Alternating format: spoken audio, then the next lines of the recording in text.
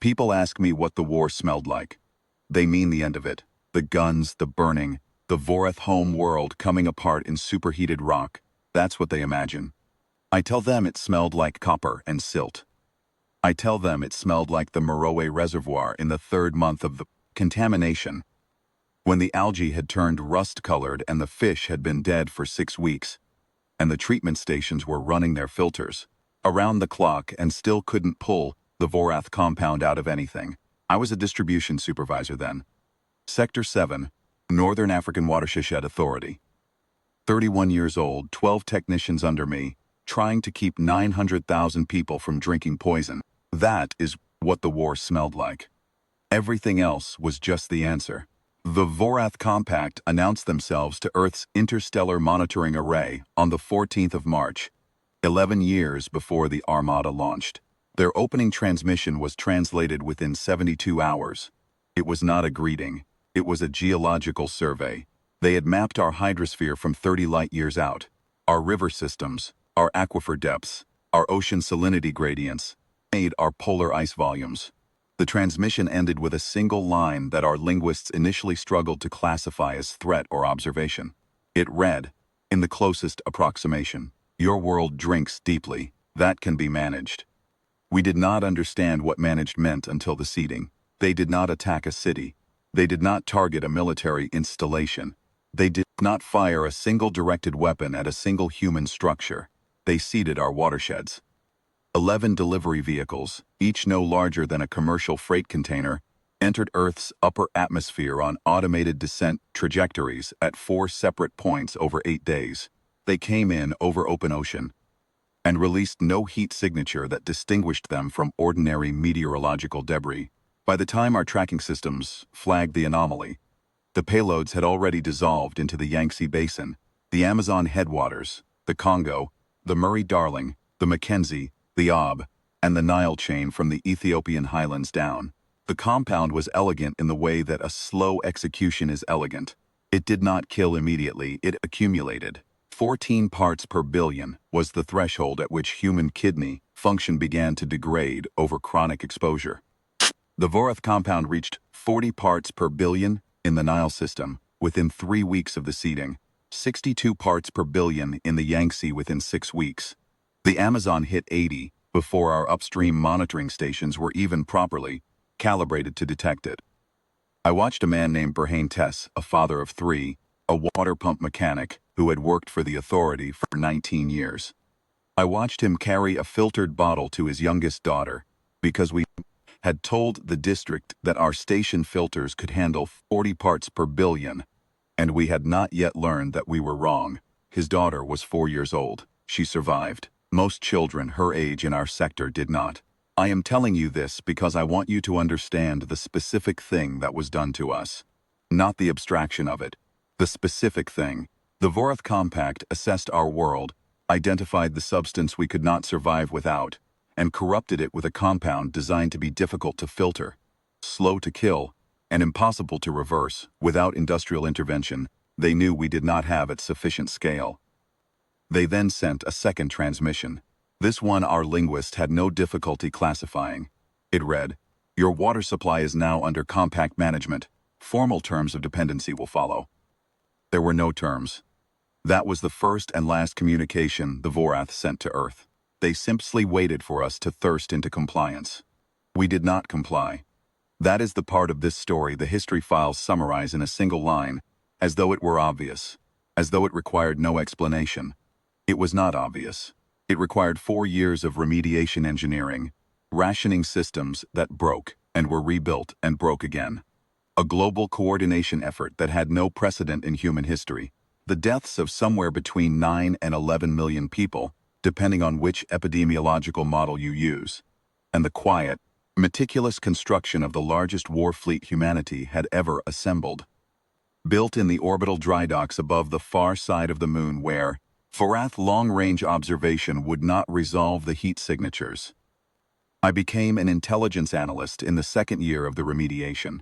The Water Authority work had taught me how to read contamination data, how to trace a compound backward through a watershed to its source, how to model dispersion. how to understand a system well enough to predict where it would fail. Those skills transferred. I spent 2 years building the targeting model for the Vorath home system. I cataloged their water infrastructure because it was the most important thing I could think to catalog.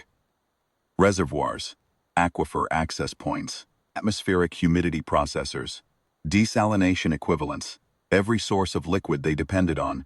I want to be precise about my intentions. I did not build that catalog in order to use it as a weapon. I built it because I wanted the people in that room on the Vorath High Command to understand, in the final minutes, that we had understood them, that we had learned to read what they read, that the survey they sent us at 14 of March had been answered in kind, with interest, and with considerably more accuracy. The Reclamation Armada left lunar orbit on the 4th of January, 8 days before the anniversary of the seeding, 340,000 warships. I was on the bridge of the lead vessel, the CSE Moreau, named for the reservoir. Admiral Senna Kowalczyk commanded. I stood at the intelligence station, third from the starboard viewport, and watched the Vorath home system resolve from sensor abstraction into a real place. Pale amber planet with a thin cloud layer and 2 small moons, and visible in the infrared overlay, the warm signatures of their major population centers concentrated near the equatorial band, where their water table sat closest to the surface. They hailed us at 38 minutes to range. The translation came through in 4 seconds. Our linguists had 11 years of practice by then. Approach is in violation of compact protected space. Identify your authority and stand down. Admiral Kowalczyk looked at me. I nodded once. She did not respond to the hail. She gave the range order. They hailed us again at 22 minutes. The translation came through in 3 seconds. We will discuss terms. We acknowledge that the management protocol caused unintended. The Admiral had already turned away from the speaker. What I want to tell you about the next 4 hours is not the technical detail of it. I am not interested in giving you the ordnance counts or the targeting sequence, or the specific manner in which a Vorath atmospheric processor fails under sustained orbital bombardment. What I want to tell you is this. I stood at my station and I watched the amber planet change on the display, and I did not feel what I had expected to feel. I had expected heat, the kind that had been building in my chest since I knelt beside Berhane, Tesfaye's daughter, in a field clinic in the Merowe district, and held her hand, while she shook through a fever that the doctors told me later should killed her. I had expected that heat to finally have somewhere to go. What I felt instead was cold, organized, certain. The Vorath's High Command sent a final transmission at the 90-minute mark. Our linguists flagged it as high urgency. I read it once, then set the transcript face down on my station console. It was a request. They wanted to know if we could provide emergency water. Did not take it to the Admiral. That is my answer, given to every review board that has asked in the 7 years since. I read it, set it down, returned to my targeting display. The Armada continued its work. By the end of the 4th hour, the Vorath compact's capacity to wage interstellar war had been reduced to 0, and their capacity to sustain their planetary population had been reduced to something considerably less than that. I have been asked whether I believed in that moment that what we were doing was just. I find the question difficult to answer because I find the word just too small for what we were doing. Justice implies proportion, an eye for an eye, a measure for a measure. What we delivered to the Vorath compact was not proportionate. We knew that going in. Proportionate would have meant seeding their watersheds with something slow and elegant and difficult to filter. We were capable of that. We had their compound in laboratory storage. Our engineers had reverse engineered a delivery system inside 8 months of the original seeding. We did not use it. We sent the Armada. They had managed our water. We did not manage their world. We ended it. The Merowe Reservoir is clean now. Has been for 5 years. I drove out to the eastern bank last spring, on a morning when the sky was that specific pale blue it only gets in early April, and I sat on the hood of a truck and watched the surface of the water and listened to it move. There were birds. That is what I remember most. That there were birds again. I think about Berhan Test's daughter sometimes.